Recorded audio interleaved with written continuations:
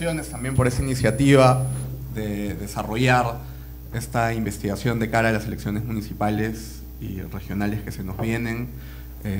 El esfuerzo de Silvana ha sido heroico por resumirlas en 20 minutos, pero creo que es más bien una invitación a que todos puedan revisar los papers con muchísima más calma y detalle. Muchísimas gracias también a nuestros 3 panelistas de hoy. La dinámica para el panel básicamente va a ser un par de rondas de comentarios generales, luego algunas preguntas específicas de mi parte a cada panelista, y espero que ojalá nos quede tiempo para que también el público pueda participar con algunas preguntas hacia el final. La primera ronda que quería compartir con los 3 era un poco sus apreciaciones generales de los diagnósticos y en particular de las propuestas de política que Silvana nos presentó al final de su apretada exposición. Raúl, ¿cómo ves los diagnósticos y las propuestas? Está prendido, ¿no? Sí. Silvana todavía está tratando de comenzar a respirar de nuevo. Muchas gracias por la invitación. Buen día a todos y todas por acompañarnos esta mañana. Es muy difícil, digamos, reaccionar a 11 documentos que abordan temas tan distintos y específicos, vinculados de maneras diversas con el desafío de la descentralización y de un Estado que en su conjunto mejore su desempeño de servicio a la gente. De cualquier manera, celebro la persistencia de la Universidad del Pacífico por insistir en aportar a los procesos de discusión en las campañas políticas, sobre todo regionales y locales, con estas propuestas, porque todos somos conscientes que en nuestro país el debate democrático generalmente tiene una profundidad de este nivel, ¿no?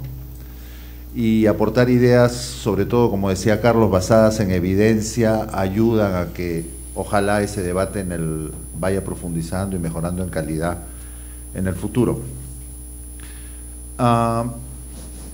Yo quería más bien plantear una reflexión más ligante al conjunto de estas propuestas de políticas que en general son bien específicas. Me disculpo porque no he podido leerlas todas, hice un intento de leer en diagonal algunas de ellas, la de los sistemas de ciencia y tecnología a nivel regional, la de programas presupuestales y la de descentralización fiscal o transferencias fiscales, porque coincide un poco con mis sesgos, ¿no? Hubiera podido querer leer las 11, pero comencé anoche a las 8 de la noche, así que era difícil llegar a leer las 11. Pero leyéndolas y escuchando a Carlos y a Silvana me volví a dar vueltas la pregunta que me hago hace 15 años: ¿por qué no ha funcionado nuestra descentralización? Y los estudios que hizo la OECD hace un par de años en el proceso para que podamos ingresar a ese club dan una respuesta que se puede desarrollar más o menos, pero que para mí es bastante clara: es porque no hemos descentralizado realmente. O sea, estamos 17 años metidos en un proceso muy complicado, muy interpelador a nuestras capacidades, a la capacidad del Estado de gestionar la cosa pública con enfoque de servicio a la gente, pero en la práctica no hemos descentralizado. En la práctica hemos hecho un conjunto de reformas administrativas en ida y venida que no han cambiado en lo estructural la manera de actuar de nuestro Estado. Al inicio, Carlos de alguna manera lo pasó muy rapidito en su intervención. Las competencias asignadas han sido muy poco claras, muy poco coordinadas entre sí con la lógica de procesos a la que aludía Silvana, y en general, sobre todo a nuestros gobiernos regionales, con una asignación de recursos que más obedecía a la asignación inercial que venía de atrás. O sea, recursos que ya estaban asignados a los departamentos, los juntamos en una bolsa y le dijimos al gobierno regional: este es tu presupuesto. Y ese presupuesto en realidad les da una autonomía muy bajita, muy bajita. Eso explica por qué cuando se hace el análisis pareciera que los gobiernos regionales operan 2/3 de su gasto dentro de programas presupuestales. Lo que está actuando ahí es el gasto de operación y mantenimiento o el gasto corriente general de educación y salud que está bajo su administración. Cuando nos dimos cuenta que no podíamos gestionar ese proceso con un punto de partida como el que acabo de retratar muy rápidamente, lo que se ha producido es un reflujo centralista, principalmente en el periodo de gobierno anterior. O sea, el gobierno nacional se asustó un poco, no pudo manejar el proceso, entonces regresó a primera, usando los cambios de los autos, ¿no? Ese reflujo descentralista nos ha llevado hoy día a un modelo de características claramente desconcentradas. El gobierno nacional, el gobierno general está organizado de una manera claramente desconcentrada, muy poca autonomía decisional, decreciente autonomía decisional, creo, los gobiernos descentralizados, y un enorme despliegue del gobierno nacional en los departamentos. Un reciente inventario que ha hecho la Contraloría General de la República dice que el gobierno nacional gasta más de 500 millones anuales en alquileres, y de esos más de 500 millones, 145 son alquileres de locales en provincias por año. Eso muestra el nivel de despliegue que tiene el gobierno nacional en el territorio, y a veces malentendemos que eso es descentralización. En realidad, en general, está expresando una enorme duplicación de gasto. Y eso explica por qué la partida de gasto de personal en el gobierno general ha crecido de la manera estratosférica que ha crecido en los últimos años. Mi hipótesis es que, y varios de los trabajos lo muestran, es que en general hemos invertido muy poquito en capacidades descentralizadas, y eso ha hecho que no nos funcione y tengamos esa tendencia a regresar hacia atrás. Pero también hemos invertido muy poquito en capacidades nacionales, para volver algo eficaz y efectivo este concepto de rectoría que introdujo la Ley Orgánica del Poder Ejecutivo en diciembre del 2007. Los sectores del gobierno nacional han confundido lo que significa rectoría. Rectoría es dirigir una orquesta. El director de orquesta no puede reemplazar a los músicos, porque si no, no hay orquesta. Y el gobierno nacional lo que ha hecho es reemplazar a los músicos, en lugar de dirigir la orquesta. Y para dirigir la orquesta tenía que desarrollar capacidades distintas a las que había estado acostumbrado el gobierno nacional, que era ejecutar directamente las políticas públicas. Y en lugar de construir capacidades para que las ejecuten otros, y eso significaba desarrollar capacidades de regular, estandarizar, financiar con inteligencia, etcétera, eso no se ha hecho, y eso ha desembocado un poco en la cierta enorme confusión que tenemos hoy día en las responsabilidades que cumplimos unos y otros niveles de gobierno frente a la gente. Pero tampoco hemos hecho reformas efectivas en nuestras maneras habituales de implementar las políticas públicas. El Estado peruano es particularmente torpe en la forma de organizarse para la implementación. El diablo siempre está escondido en la implementación, dicen los manuales de políticas públicas, pero en el caso peruano eso es particularmente relevante. Y yo creo que en esa medida estos documentos son bien importantes, porque su valor es su especificidad, que entran en detalle en ámbitos de política pública muy específicos y desarrollan con mucho detalle el análisis de la problemática y buscan ofrecer respuestas de reforma en esos aspectos específicos. Y desde ese punto de vista hubiéramos podido hacer 44, 88 documentos de política, usando múltiplos de los 11 que nos ofrece la universidad, porque creo que a ese nivel de análisis tenemos que llegar. Y solo para terminar, antes que me quites la palabra,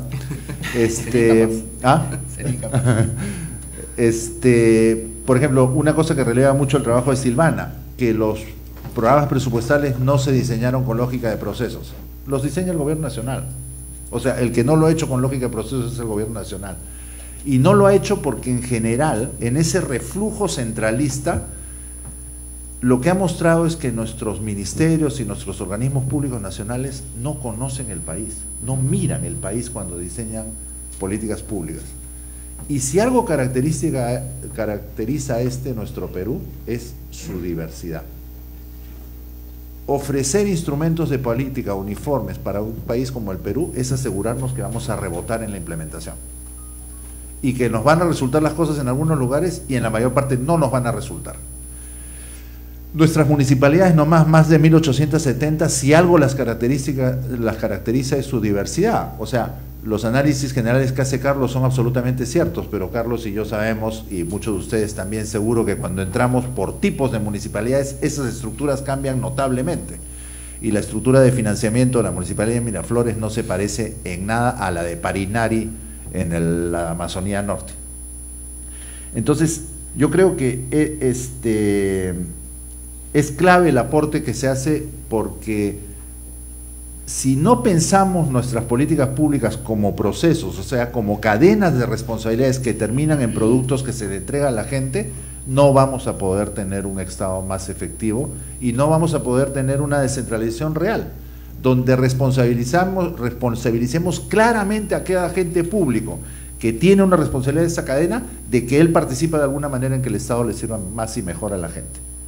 Y a eso hay que asociar los incentivos, el financiamiento, las competencias y todo, a esas cadenas de prestación de aquellas cosas que les tenemos que entregar a la gente: educación de calidad, salud oportuna, seguridad ciudadana, carreteras mantenidas, etcétera, etcétera, etcétera. Me quedo ahí. Gracias, Raúl. Rosana, tus primeras apreciaciones sobre los diagnósticos y las propuestas. Muchísimas gracias y buenos días a todos. Felicitaciones a Carlos y Silvana y al equipo que ha producido este valioso documento, donde se tocan temas que son muy importantes para el debate de la política pública que se viene en los próximos meses, y que creo que tanto los potenciales alcaldes como gobernadores regionales van a encontrar de mucha utilidad. Trabajar en propuestas basadas en evidencia empírica de impacto es algo que es, en mi opinión, es la forma de diseñar la política pública. También voy a confesar que no he leído todos los 11 documentos. He tenido un sesgo en leer aquello en lo cual me siento bastante más cómoda y que está cerca a mí en lo que he venido trabajando en los últimos tiempos. He leído con mucho interés el documento de trabajo de Carlos y de Silvana. Encuentro estos documentos muy pertinentes, tocan los temas neurálgicos de la descentralización. En particular, las conclusiones a las que llega Carlos y las recomendaciones que él hace coincido plenamente. Nosotros tenemos un proceso de descentralización que creo que no se ha terminado aún. Es un proceso de descentralización que es más administrativo y político y todavía muy poco fiscal y económico, ¿no? Nos falta todavía trabajar en ese aspecto. Una de las conclusiones de Carlos es movernos hacia un sistema de transferencias ecualizadoras, y creo que eso es el ideal y es la ruta final a la que se debería llegar, pero esas transferencias ecualizadoras deben irse haciendo de una manera gradual, porque todos sabemos que el transferir en base al ingreso per cápita o alguna brecha no es la única solución. Asignar recursos no es la única solución. Tenemos muchos ejemplos en partidas presupuestarias donde se le ha asignado o triplicado en algunos casos los recursos y vemos pocos resultados. El tener resultados y el poder tener una verdadera descentralización real, económica y fiscal, pues requiere de muchos elementos, y una de ellas es gestión. Cómo gestionas los recursos, cómo implementas tus políticas públicas, ¿no? Entonces, ese mix de ir a transferencias ecualizadoras después de descontar el canon, creo que es una recomendación bastante adecuada. Mi sugerencia sería ir con una especie de gradualismo, de ver aquellas autoridades, aquellas regiones donde vemos que vamos a tener ganancias rápidas y certeras, trabajar. La descentralización no es entregarte y darme la espalda y ver cómo lo haces. Aquí tenemos que aceptar que después de muchos años eso no ha resultado. No es decirte, te entrego los recursos, te entrego las competencias, te entrego las responsabilidades y ya ve cómo lo haces. Eso no puede ser, porque en nuestro país tenemos las disparidades, no solamente son económicas, sino son de gestión y de instituciones. Entonces, sí considero que deberíamos movernos a esa ruta. ¿Y qué es lo que hacen los países más desarrollados y lo que la misma OECD recomienda? Pero creo que nosotros tenemos que ir haciéndolo de manera gradual. El otro aspecto de la descentralización fiscal, y que es el elefante, ¿no?, en medio de la sala, es la posibilidad de generar recursos propios.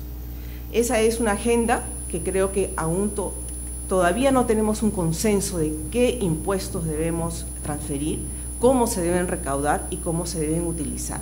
Tenemos bastante experiencia con el impuesto predial en las municipalidades, pero también hay algunos estudios que muestran que ha habido una pereza fiscal. ¿Por qué? Porque aparte de la recaudación propia de la entidad, ¿no?, de la municipalidad, vía el predial, también recibe transferencias. Entonces, ¿cómo hacemos para convivir con estas dos de manera que existe un incentivo para implementar mejores catastros, para tener mejores sistemas de recaudación? Entonces, ahí también no es una recomendación única para una receta única para todos, sino que hay que ver cómo vamos gradualmente apoyando para que las capacidades de generar recursos propios sean trasladadas en mejores gastos y una descentralización, ¿no? En cuanto a las transferencias, un punto que me gustaría complementar al trabajo de Carlos es que es cierto que existen todas estas transferencias, pero adicionalmente a la existencia de las transferencias que hacen esta dependencia, es que creo que todavía tenemos un poco de desorden en nuestras transferencias fiscales. Y ese es un tema muy importante desde el punto de vista del usuario que va a leer tu Agenda 2018. Yo, alcalde, yo, gobernador regional, miro de dónde vienen mis ingresos y tengo variopinto. FONIPREL, Fondo del Estímulo al Desempeño, Fondo de Seguridad Ciudadana, me transfieren dinero en marzo, me transfieren dinero en octubre, me transfieren dinero en diciembre. Hay un desorden. Esa falta de predictibilidad no es un uso eficiente de los recursos. Ni tampoco podemos pedirles a las regiones ni a los gobiernos locales de que obtengan resultados, de que den los servicios adecuados si tenemos ese desorden de transferencia de recursos. Entonces, creo que desde el lado del gobierno central hay una tarea muy grande para ordenar a esas reasignaciones que ocurren durante el año y que la agarran de sorpresa a la entidad. Recibo este dinero y ¿ahora qué hago? Me dan 2 meses para ejecutarlo, no lo ejecuto, me lo quitan. Entonces, creo que hay todavía una labor importante para que las transferencias que existen se ordenen un poco mejor, que exista predictibilidad, que exista transparencia y que también que se informe sobre la existencia de todos estos fondos, de los cuales yo personalmente no soy muy amiga de la utilización de fondos, pero existen, ¿no? ¿Y por qué no soy muy amiga de la utilización de fondos? Porque los fondos, cuando tú transfieres vía fondos, pierdes la trazabilidad del gasto. Entonces, para el ciudadano que quiere saber cómo se ha gastado su dinero, entra al CIAF y no va a encontrar. Entonces, no es ideal tener tantos fondos, pero los necesitamos. En cuanto a la articulación territorial y los programas presupuestales, Silvana toca un tema muy relevante, que es que el uso del presupuesto por resultados se inicia cuando la descentralización ya está dada.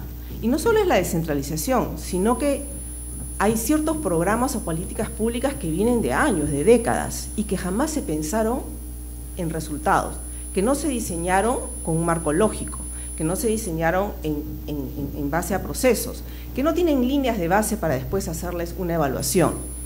Entonces, es un gran desafío para el presupuesto por resultados tener que adaptarse a esa camisa de fuerza que tiene, que es, esto es lo que tengo y aquí me tengo que insertar, ¿no? Obviamente hay muchísimo espacio para mejora, pero sí quisiera precisar que en el Perú no existe la gestión por resultados, todavía. Tenemos elementos, tenemos instrumentos, pero aún no se gestiona por resultados. ¿Tenemos presupuesto por resultados? Sí, porque expresamos el presupuesto en números, ¿no?, en finanzas, pero también lo expresamos en programas presupuestales, en resultados, en indicadores de desempeño. Pero que tenga dientes, todavía no tiene. Yo asigno un monto para esta partida presupuestaria y no se obtiene la meta que se desea, no hay ninguna consecuencia. Porque la consecuencia tiene que estar muy bien pensada, porque ¿a quién vas a sancionar? ¿Al mal administrador, gestor de los recursos o al ciudadano? Entonces, hay ahí un balance que tenemos que manejarlo y que creo que como país, como Estado, tenemos que diseñarlo con mucho cuidado, porque sí entiendo que si no se logra una meta, no se articula, ¿no?, habría que tener algún tipo de intervención, pero hay que siempre pensar en el usuario final, del ciudadano, ¿no? La articulación territorial no es un fin del presupuesto por resultados. El presupuesto por resultados no se diseñó para articular las políticas, debería incorporar esa articulación. Y sí creo que los nuevos programas presupuestales sí están siendo diseñados con un enfoque de articulación.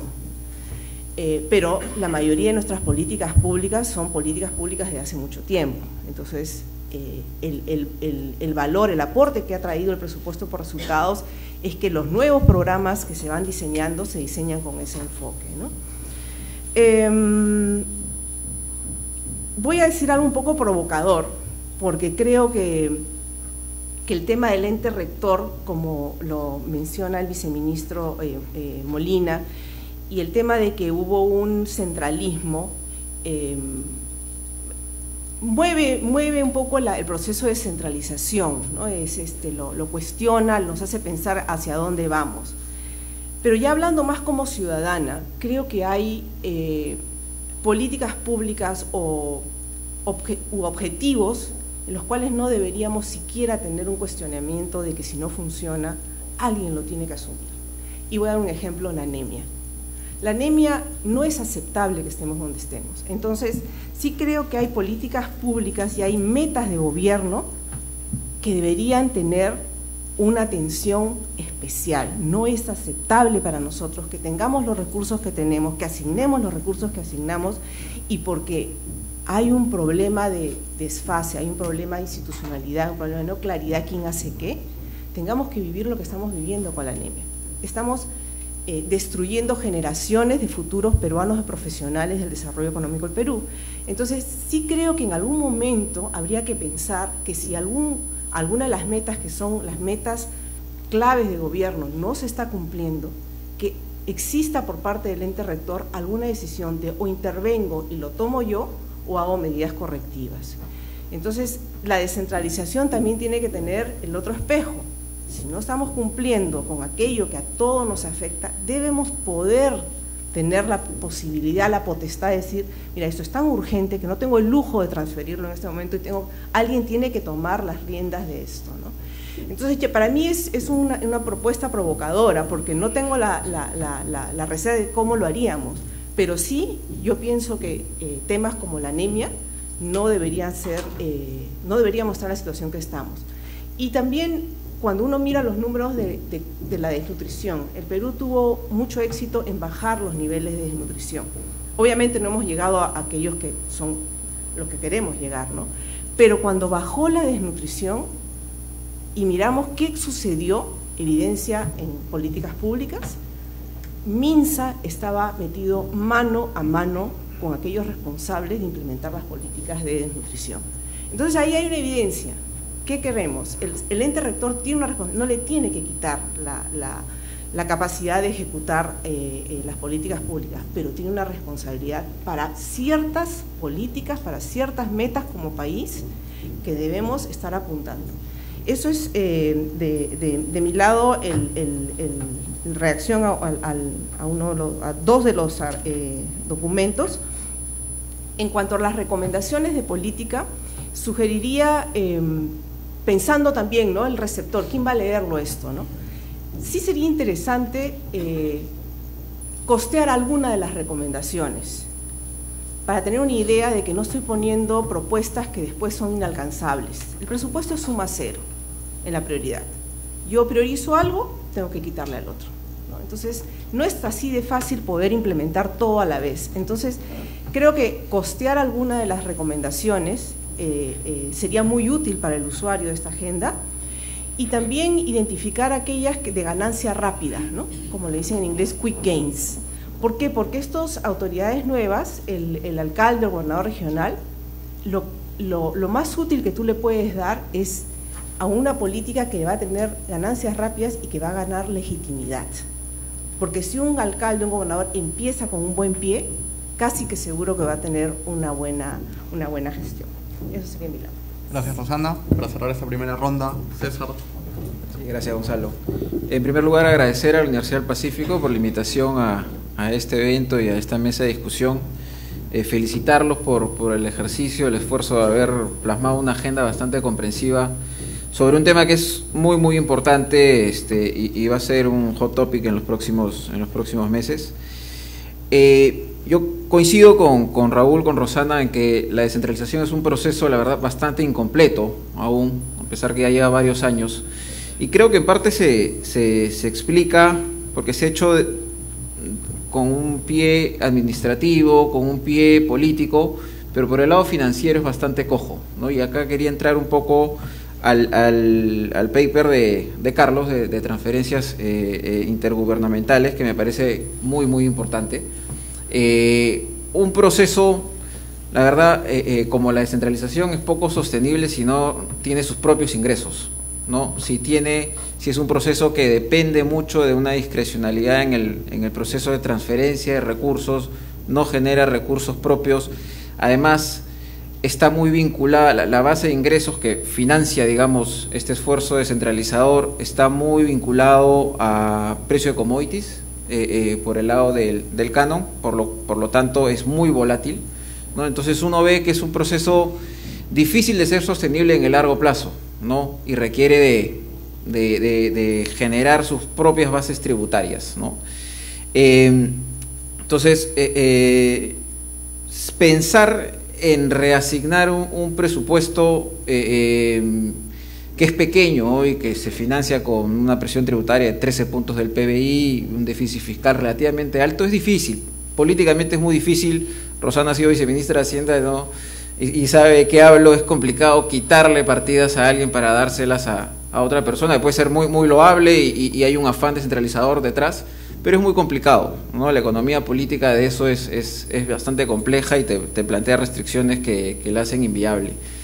Lo que sí creo es que se puede compatibilizar esta necesidad de generarle recursos propios, estables en el tiempo, al proceso de centralización, conjugarlo con la necesidad que tenemos como país de incrementar la presión tributaria, ¿no? Con 13 puntos del PBI de presión tributaria simplemente no la hacemos, no podemos financiar todas las brechas de infraestructura, las brechas de servicios sociales que hoy requiere el país. Entonces, creo que podemos buscar un win-win en el sentido de buscarle nuevas fuentes de financiamiento que hoy no las tiene el presupuesto público a este proceso de centralización. Cuando uno empieza a ver en qué ingresos tenemos fuertes brechas respecto de otros países, ¿no? Respecto de nuestro potencial recaudador, hay mucho en IGB, en renta, los niveles de evasión son altos, sin lugar a dudas, pero donde estamos mucho más rezagados es, y Carlos lo menciona, es en renta de personas naturales, que hoy es prácticamente un impuesto cascarón, donde no se recauda casi nada. Gran parte de la distribución de los ingresos de la mano de obra, de la PEA, están justamente en el tramo inafecto, ¿no? del impuesto a la renta, eso dentro de esas primeras famosas 7 UITs. Entonces, la verdad que como que casi nadie tributa por el lado de renta de personas naturales. Uno lo compara con países de Centroamérica y ellos recaudan mucho más por este concepto.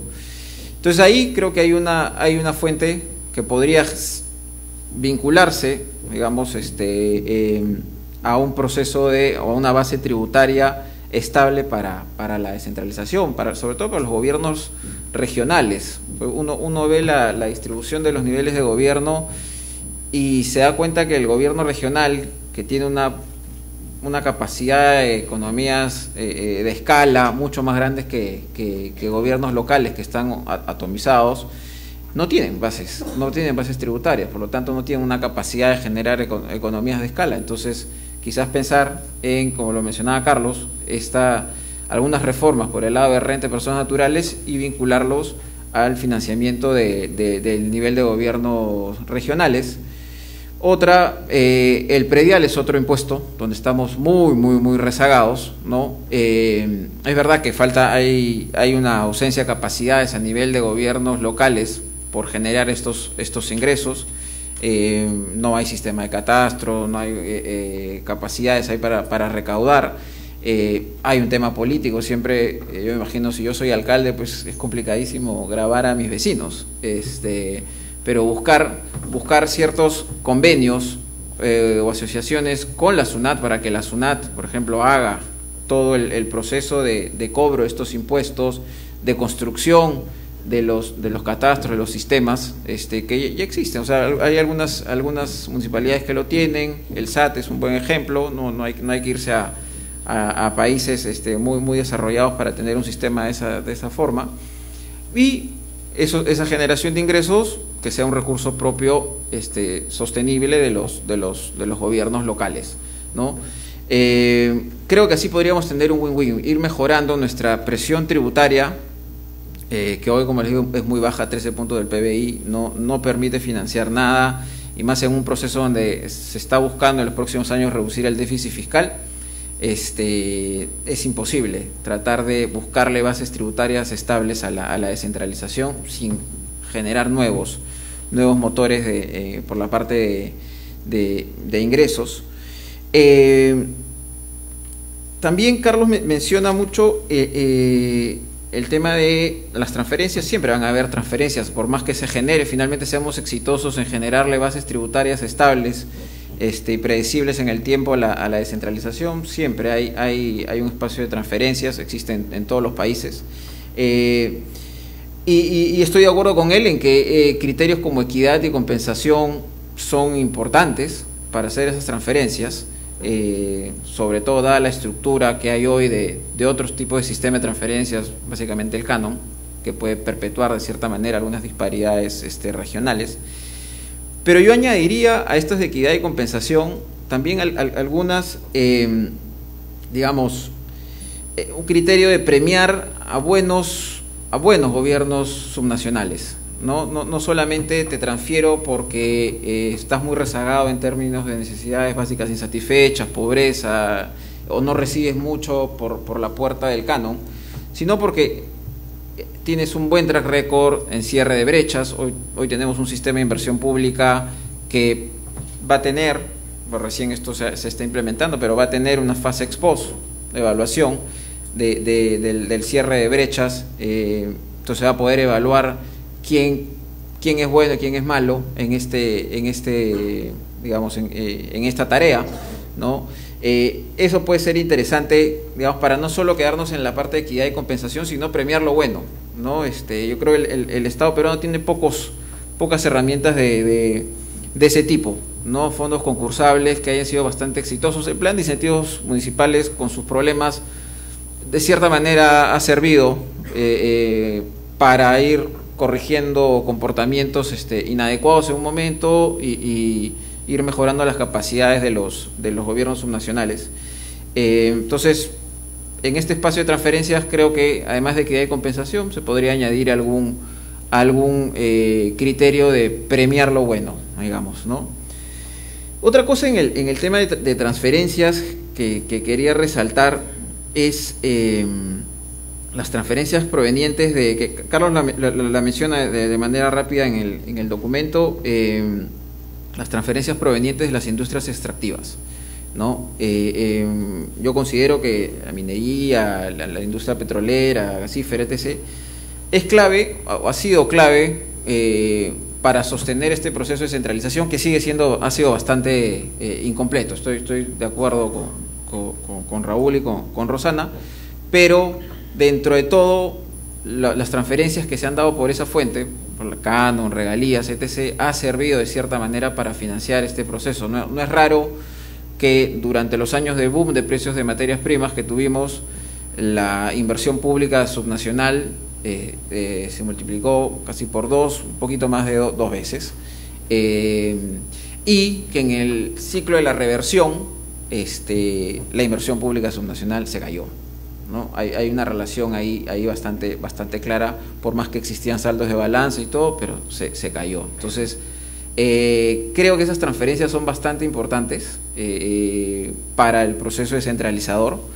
Creo que hay un espacio por hacer algo de mejoras todavía en ese tipo de transferencias. La experiencia que uno se lleva luego de estos años del superciclo de materias primas fue que no se gastó necesariamente de la mejor manera. No se gastó no solamente bien, sino que habiendo muchas brechas todavía por cerrar, no se lograron cerrar por un tema de absorption capacity, digamos, de los gobiernos regionales y locales, ¿no? Lo cual se tradujo en estos saldos de balance que en algún momento fueron abultados. Entonces,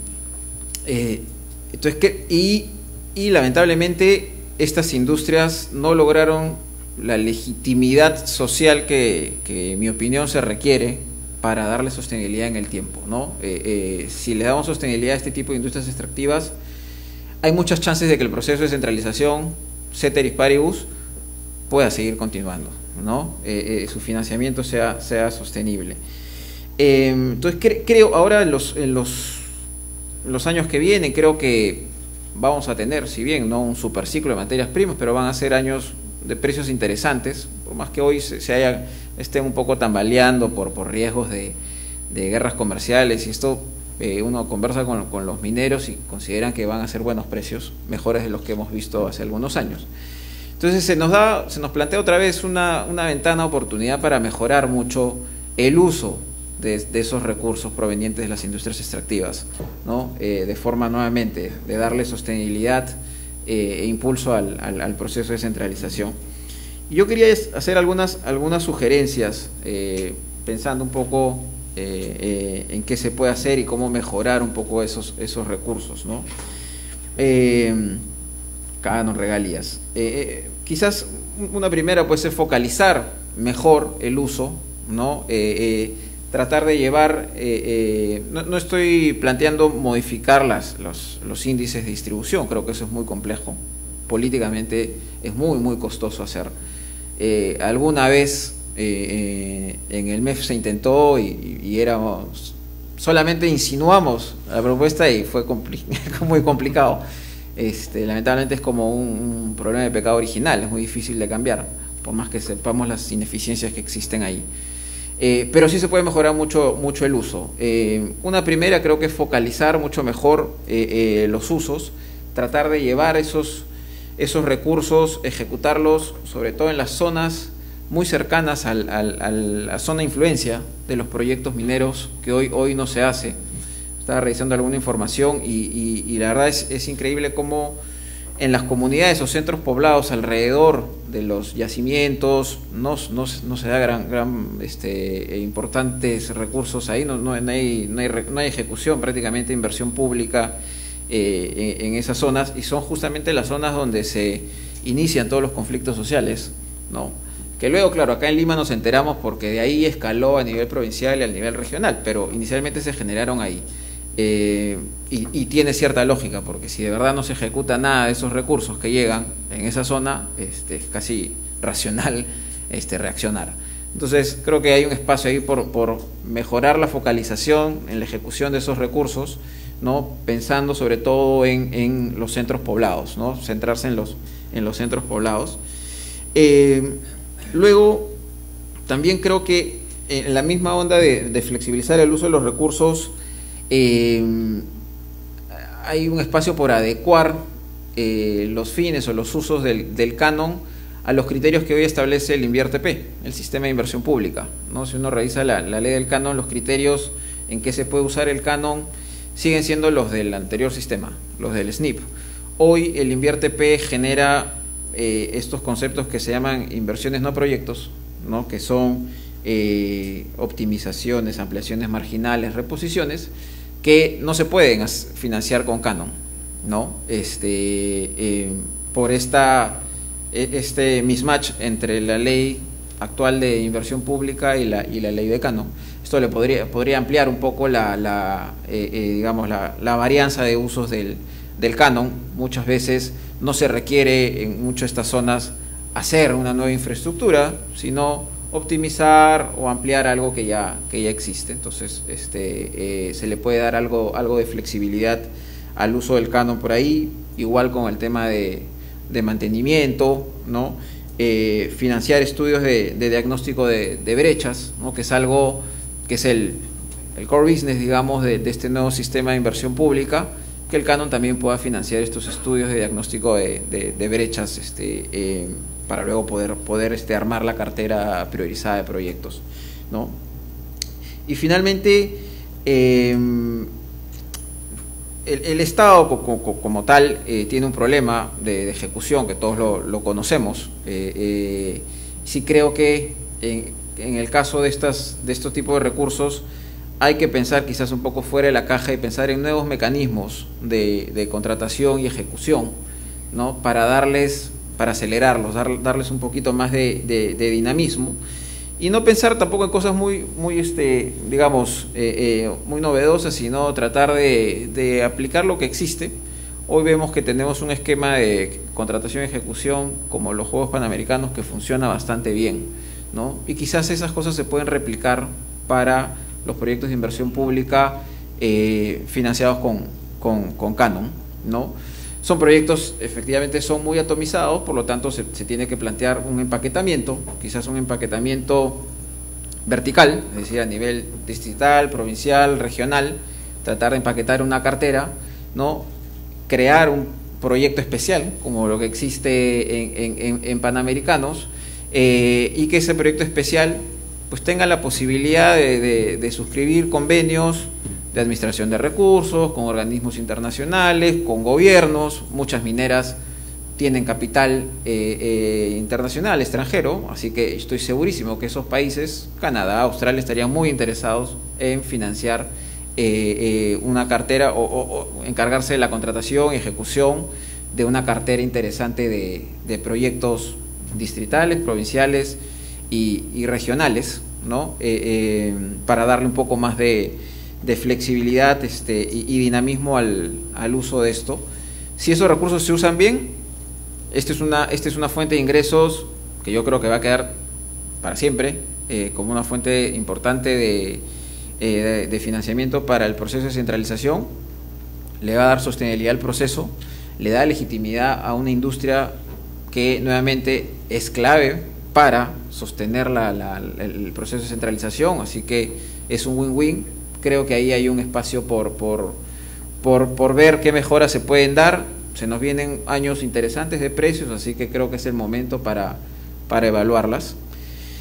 Y en segundo lugar quería referirme un poco al paper de eliminación de barreras burocráticas, me pareció muy interesante. Coincido con el diagnóstico que hay una inconsistencia regulatoria clara entre el gobierno nacional, las políticas nacionales, sectoriales, y los gobiernos subnacionales, y dentro de estos gobiernos subnacionales hay una heterogeneidad muy grande y una discrecionalidad amplísima que resta predictibilidad a todo el entorno, todo el ambiente de negocios. Y me pareció bastante interesante porque nuevamente pensaba un poco, quizás es un tema de formación o de formación, de haber estado tanto tiempo en el MEF, pero si uno no tiene la parte financiera bien armada, ningún proceso vuela, ¿no? Ningún proceso es sostenible. Entonces, si estos gobiernos subnacionales empiezan a entender que tienen que ser sostenibles por el lado de los ingresos, por lo tanto tienen que ser promotores de la actividad privada, pues probablemente sí el proceso tenga chances de poder ser sostenible en el tiempo. Por eso me interesó mucho el paper de barreras burocráticas. Coincido con el autor en que hay que priorizar las soluciones ex ante, crear procedimientos administrativos estandarizados, eso es súper importante, tener este sistema único de trámites que entiendo ya se ha estado trabajando hace algunos meses en PCM, eso me parece muy importante. Siempre cuando lo hablábamos en PCM, en el MEF, era tener casi como, para los trámites, tener un sistema como el CIAF, ¿no? En el CIAF uno puede hacer el tracking de cómo va avanzando la ejecución, en qué fase está, si está devengado, comprometido, girado, etc., ¿no? Eso debería poder hacerse también para los trámites, ¿no? Y eso entiendo que apunta el sistema único de trámites. Eso me parece bastante interesante. También se menciona, con lo cual estoy totalmente de acuerdo, incentivar esta incorporación voluntaria de los gobiernos subnacionales a la ACR, al análisis de calidad regulatoria, que es todo este procedimiento de evaluación de procedimientos administrativos que existen. El MEF ha estado en esta comisión junto con PCM y han habido logros importantes en eliminar varios procedimientos administrativos que estaban ahí, que ya no tenían una razón de ser, ¿no? Pero básicamente ha sido a nivel de gobiernos nacionales. Cuando uno empieza a ver la información que provee el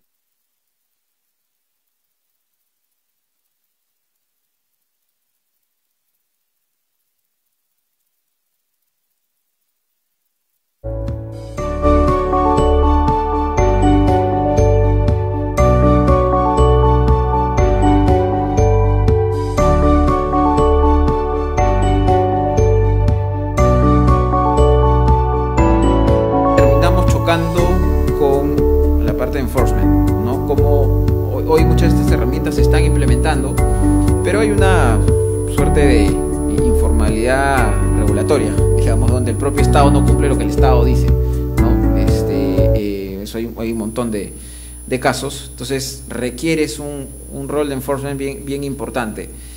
Y ahí yo la verdad siempre he pensado que la forma más potente, digamos, de generar este enforcement y cambiar comportamientos no deseados es tocando el bolsillo a la gente.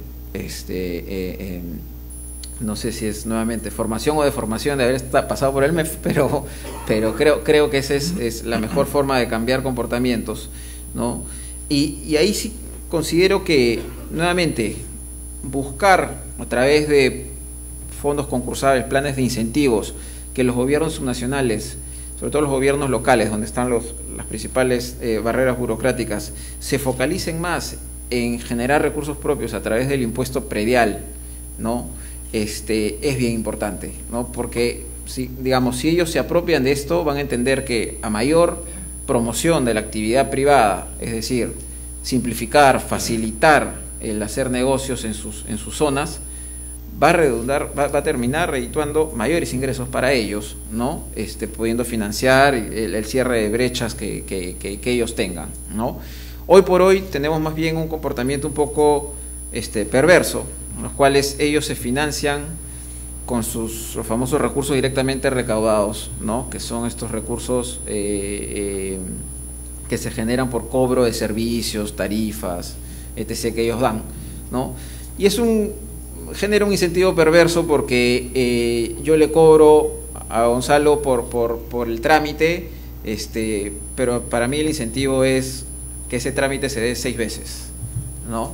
Con lo cual trabo la actividad privada de Gonzalo, pero yo genero ingresos, ¿no? Creo que ahí hay que cambiar eso. Creo que esos recursos directamente recaudados deberían pasar su denominación a ser recursos ordinarios, ¿no? Y no que se queden, por lo tanto, vayan al Tesoro Público y no que se vayan al Gobierno Nacional. Podrían ser recursos que se vayan a un fondo concursable para financiar gobiernos subnacionales que cumplan su rol de eliminación de barreras burocráticas, ¿no? O sea, que no sea un proceso muy inerte, digamos, de esos recursos. Y a la vez de incrementar el predial, creo que ahí podríamos alinear un poco los incentivos. Es decir, ya no tengo el incentivo a trabar y a generar trámite detrás de trámite, sino a flexibilizar rápido eso para que Gonzalo pueda poner su negocio, se revalorice la zona, mi zona, digamos, y yo como alcalde reciba un mayor impuesto predial, ¿no? Entonces, ahí creo que también hay un espacio por mejorar importante. Como les digo, creo que al final no es que necesariamente pierden, va a perder el alcalde, gobierno nacional o gobierno subnacional que no trabaja en eliminar barreras burocráticas, pero si tenemos un mecanismo de fondo concursable, podrían ser recursos que van a regresar a los gobiernos locales, ¿no? Finalmente, también me parece muy importante en estos temas de barreras burocráticas la transparencia, ¿no? Y creo que es importante contar con alguna suerte de observatorio, ¿no? Público-privado, lo puede hacer el CNC, de barreras burocráticas, ¿no? Tenemos, creo que cada mes, me parece, un diario local sacaba o saca todavía un ranking de ejecución, ¿no? Que sabemos que es un indicador bastante imperfecto, pero saca ahí un ranking de ejecución, focalizado en cantidad, como decía Carlos, no en calidad, se puede tener algo así, ¿no? De empezar a ver qué gobiernos subnacionales, qué gobiernos locales son más exitosos en eliminar barreras burocráticas, ¿no? Eso es información que puede servir nuevamente para nutrir este fondo concursable que asigne recursos en función al más facilitador, digamos, del entorno de negocios, ¿no? Bueno, lo dejo ahí. Gracias, César. Los he dejado explayarse en esta primera ronda, pero faltando 5 minutos para que termine nuestra participación.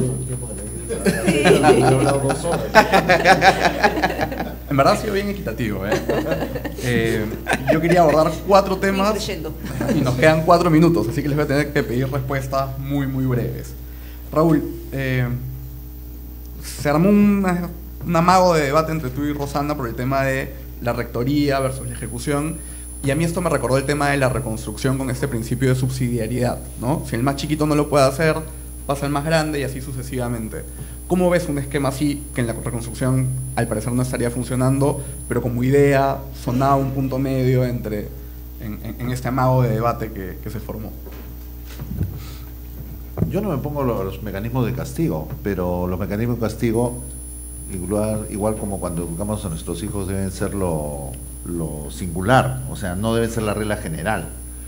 La regla general debe estar basada más bien en el estímulo a lo que las entidades hagan las cosas bien, y hay un montón de instrumentos para hacer eso, y efectivamente algunos de ellos los usamos, como el plan de incentivos de los gobiernos locales, digamos la ruta que te marcan los programas presupuestales y una serie de otras cosas, pero mi impresión es que son todavía instrumentos con poco diente y aplicación general insuficiente. Es verdad que no tenemos en nuestra legislación mecanismos, por ejemplo, de digamos, subrogación de la competencia de una entidad que falla, y eso debería ser escalado. O sea, si un distrito falla, debería asumir la provincia; si la provincia falla, debería asumir la región, y si no, el nacional.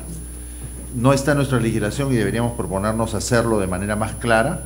Ahorita hay un problema, por ejemplo, con formalización de minería ilegal. Hay 2 gobiernos regionales en particular, no voy a decir nombres, que no lo hacen y no lo quieren hacer. Entonces, y el gobierno nacional está que se rompe la cabeza cómo puede hacerlo para quitarle temporalmente la competencia, porque la lógica tiene que ser quitar temporalmente la competencia y generar la capacidad para que la puedan asumir.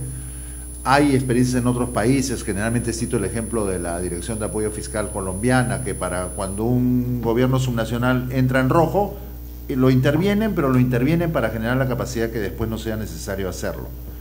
Y a eso me refería yo con que la rectoría tiene que tener una lógica más de construcción de capacidades en lugar de sustitución de capacidades, que es la que hemos aplicado en estos años. ¿Es más difícil? Sin duda es más difícil, porque tendríamos que acompañar la implementación de las políticas. Y regreso al ejemplo que planteaba Rosana de la anemia.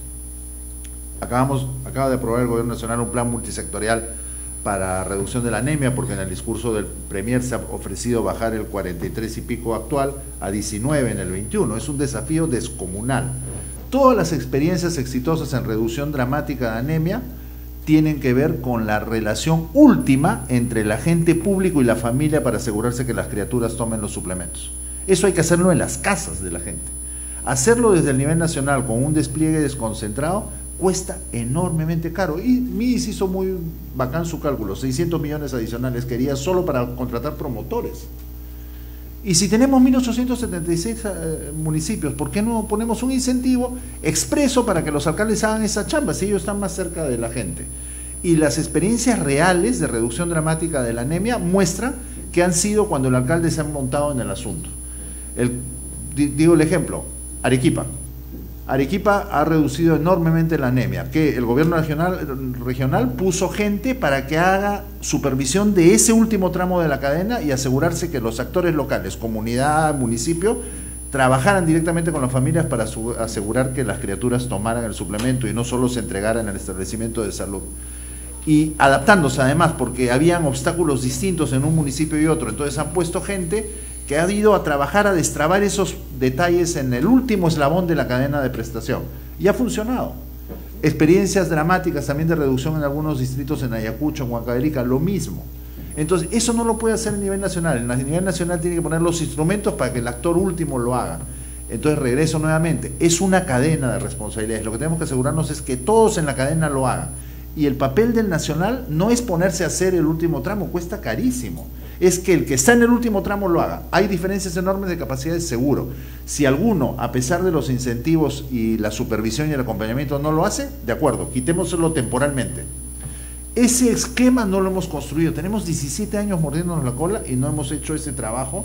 Durante esos 17 años ya estaría implementado, ya tendríamos una mejor capacidad de supervisar en el punto de entrega, asegurarse que el que tiene que hacerlo lo haga, y si no lo hace se lo quito temporalmente y lo acompaño para que desarrolle la capacidad, no lo sustituyo. A eso es lo que me refiero. No digo que, digamos, el objetivo de Anemia es nacional, y el nacional es el responsable de que todos cumplamos, y el nacional tiene que poner los instrumentos, la plata y las capacidades para que todos cumplamos, pero la ejecución es local, en muchos casos es subdistrital, es a nivel comunitario. Entonces tenemos que montar mecanismos de complementación entre agentes públicos y agentes de la sociedad para que las familias y las personas reciban la prestación. Entonces ahí hay un tema absolutamente fundamental, está tocado en el trabajo de Silvana, que es una carencia hoy día en el Estado peruano, lo llamamos articulación, es mucho más que eso, es capacidad de trabajar complementariamente. Y eso no solo es vertical a nivel intergubernamental, el peor problema es sectorial, intersectorial. No se imaginan el desafío que le implica a la PCM hacer que los ministerios trabajen juntos. Está bien, Raúl, pero me estás abriendo un tema que nos podemos quedar otra hora. Y le quería dar la chance. ¿Cómo abriste la puerta? Rosana, 30 segundos para terminar de zanjar este debate, y luego te quería hacer una pregunta. Hemos hablado casi todo el rato de transferencias, y es un tema que se puede ver mucho desde gobierno central y desde Congreso. Si tú fueras alcalde o si fueras gobernadora regional, ¿qué podrías hacer en este marco de transferencias para mejorar la gestión de tus recursos? Te metí dos preguntas en una, pero es que estamos contra el tiempo. No, gracias. Totalmente de acuerdo con el viceministro Molina. No es un tema de asumir la totalidad de la responsabilidad, sino temporalmente y corregir, ¿no? Creo que esa falta de la legislación hace también que no se puedan tener los incentivos, los positivos y los negativos, ¿no? Porque a veces sí yo me pregunto por qué tengo que tener incentivos monetarios para que alguien haga lo que tiene que hacer. El programa de incentivos municipales es muy interesante, es muy mirado, han venido otros países a ver cómo lo trabajamos, pero creo que nosotros ya tenemos que ir al delta, ¿no? No te debo pagar para que hagas lo que tienes que hacer. Lo que te tengo que premiar es cuando haces un delta, cuando haces una innovación, cuando haces algo, cuando vas arriba de lo que tú tienes que hacer. Te doy un piso y encima de eso te debería premiar. Entonces, en la parte de los incentivos creo que también es un reto para nosotros modernizarnos como Estado, empezar a pensar que los incentivos se tienen que entregar para el delta, para la innovación. Y creo que eso también los fuerza a tus propios gestores a pensar fuera de la caja, ¿no? Yo voy a recibir un premio monetario, un incentivo monetario, pero porque lo hice diferente, ¿no? Y gané. Respecto al tema de las transferencias, es un poco difícil desde el lado de un alcalde, de un gobernador regional, poder gestionar cuando tiene shocks durante el año de disponibilidad de transferencias. Y lo he escuchado mucho de los propios alcaldes y gobernadores regionales, que ellos no encuentran esta práctica que se tiene en el Ministerio de Economía y Finanzas de armar las transferencias a lo largo del año. Creo que lo más sano sería que el presupuesto sea en el 90% lo tengas en enero, que no te vayas enterando de cuánto tienes a lo largo del año. Porque por más que yo sea un excelente gestor, por más que yo sea un excelente administrador de los recursos, si me haces cambios en mis recursos a lo largo del año, me mueves toda mi planificación. Entonces, creo que el paso que se dio en el MEF hacia un presupuesto multianual es un paso muy importante, porque al alcalde y al gobernador le da un poco de predictibilidad que tienen los siguientes 3 años. Y puedo mover entre los 3 años, ¿no? Puedo ir moviendo de acuerdo a cómo voy ejecutando, y eso me ayuda a planificar mejor. Es un reclamo de los alcaldes, los gobernadores regionales, la predictibilidad de cuándo llegan los recursos y también de el uso de aquellos fondos que existen concursables. Creo que hay algunos gobernadores regionales y alcaldes que han sabido aprovechar muy bien, pero es como una situación en la cual el que sabe más puede obtener más, ¿no? Entonces también ahí creo que una labor de transferencia de conocimiento, de información, acceso a lo que existe es algo que sería extremadamente útil. Gracias, Rosana. Dos preguntas finales, una para César. Uno de los temas que salió en las presentaciones y en los papers es la ausencia de un Plan Nacional de Infraestructura que aparece siempre en diversos foros como una traba para cerrar las brechas que existen. ¿En qué andamos con ese tema? En tu experiencia reciente en el MEF, ¿cuánto se avanzó? ¿Cuánto falta por avanzar en este plan? Sí, yo creo que es una herramienta muy importante que va un poco, complementa mucho lo que menciona Rosana por el lado del presupuesto, de darle predictibilidad a través de un presupuesto multianual de inversiones. Creo que este plan juega mucho, es muy consistente con esa herramienta para dar predictibilidad no solo al funcionario público, ¿no? Y a las diferentes administraciones que se puedan dar en un periodo de tiempo, sino también al mismo sector privado, ¿no? Y saber cuál va a ser el plan de ordenamiento territorial, ordenamiento urbanístico, etc., donde hay oportunidades de inversión a través de iniciativas privadas cofinanciadas, por ejemplo, ¿no? Entonces es algo que da predictibilidad a todos. ¿En qué está el plan de infraestructura? A ver, dentro de la ley de APPs contempla que exista un plan nacional de infraestructura. El propio sistema InviérteP ya establecía, yo creo que la principal diferencia con el SNIP era que fortalece mucho la parte de la programación y la formulación, ¿no? Una programación multianual de inversiones. En el MEF, y sé que hasta ahora lo están trabajando, están ya armando, es un ejercicio un poco bottom up, ¿no? Armando esta cartera de inversiones priorizada, ¿no? A nivel de gobiernos locales, regionales y del gobierno nacional, que luego se encuentra con un ejercicio más top-down que ya tiene que ver más con consideraciones de restricción presupuestal, ¿no? Y establecer techos multianuales a cada pliego, a cada nivel de gobierno, ¿no? En la línea de lo que mencionaba Rosana, el presupuesto multianual. Fechas, no sé cuándo debería salir el plan. Sí creo que es una herramienta importante. Sé que el MEF la está trabajando con varios sectores relacionados al tema de infraestructura, y totalmente de acuerdo, que es una herramienta súper importante, nuevamente, que le va a dar mucha predictibilidad a tanto sector público como privado. Gracias, César. Raúl, última pregunta. Sé que te tienes que ir en 5 minutos, así que contigo cerramos.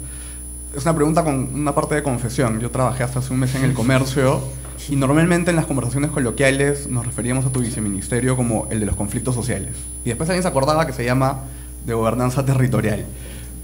Y hemos hablado mucho en la presentación de Silvana de desarrollo económico territorial. Entonces quería cerrar preguntándote cuál es la mirada de desarrollo económico desde tu viceministerio, más allá de esta idea de sentido común de que te encargas de los conflictos y nada más. Mucha máquina, ¿tú quieres que salga a las 12 del día? Tienes 5 minutos. A ver, muy chiquito.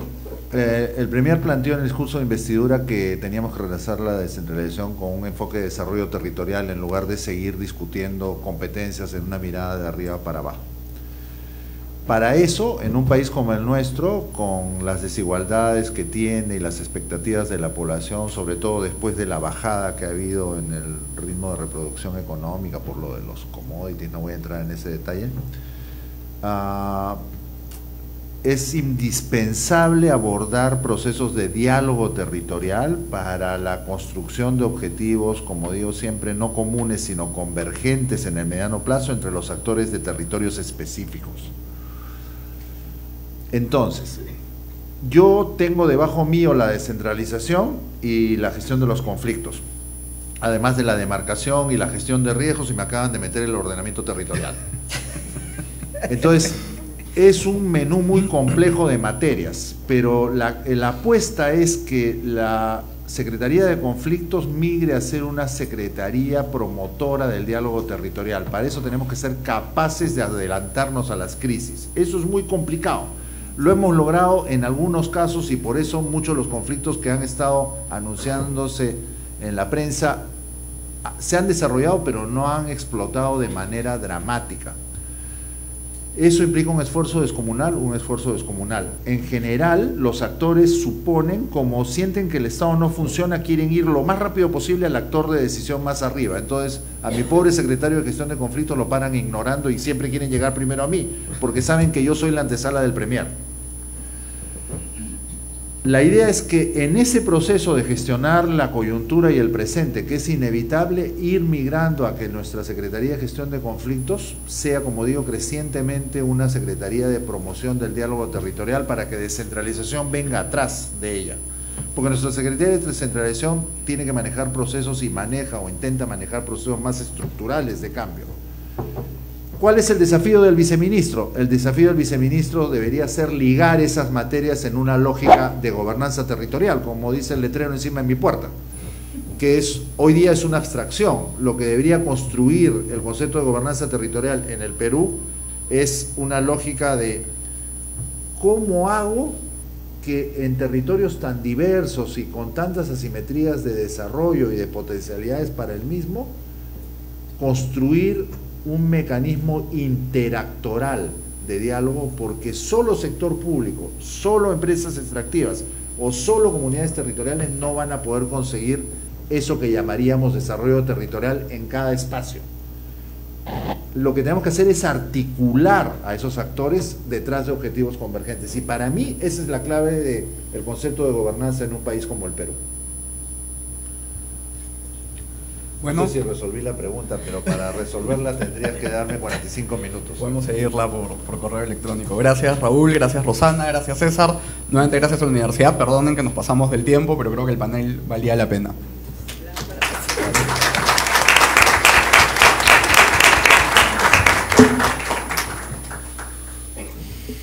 Agradecemos a nuestros invitados, a nuestro director de la mesa, que es funcionario de Lorente y Cuenta. Y ahora ya tenemos a José Luis Bonifaz, que nos va a dar las palabras de salida. Es director de la Escuela de Gestión Pública de la Universidad del Pacífico, director de la Maestría en Regulación de Servicios Públicos y Gestión de la Infraestructura de la Universidad del Pacífico, ingeniero civil de la Pontificia Universidad Católica del Perú y magíster por la Universidad de Georgetown. Gracias, Virginia. Un minuto nada más para hacer un poco de propaganda de los pasos que vienen. El 23 de agosto vamos a estar en Arequipa viendo el tema de infraestructura. Hay 2 papers de los 10 que tenemos, 11 que tenemos, dedicados a ese tema. El 27 de septiembre vamos a estar en Trujillo con el paper de residuos sólidos, que es un tema súper importante para las municipalidades, sobre todo la del norte, haciendo también ruedas de prensa por allá. Y el 11 de septiembre, que es el Día de la Gestión Pública, tenemos 4 paneles. El primero y el segundo, el primero dedicado a transporte público en Lima Metropolitana y el segundo básicamente a seguridad ciudadana y servicios básicos, donde vamos a invitar a 6 candidatos a la alcaldía, los 6 punteros, aunque eso es un poco dinámico. Ya hicimos las 6 primeras invitaciones y vamos a ir avanzando en esa línea. En esos 2 primeros paneles, 4 de nuestros investigadores propondrán sus papers, también tenemos invitados del Banco Mundial, y luego en una mesa de 1 hora de duración cada una, los 6 candidatos en grupos de 3 discutirán estos temas en ese día. Y en la tarde también tenemos presentaciones de nuestros profesores sobre temas de finanzas municipales y sobre digital, gobierno abierto. Así que todos están invitados, es el 11 de septiembre y la asistencia es gratuita. Con esto y con las gracias a nuestros ilustres panelistas por haber estado acá, cierro este evento. Muchísimas gracias.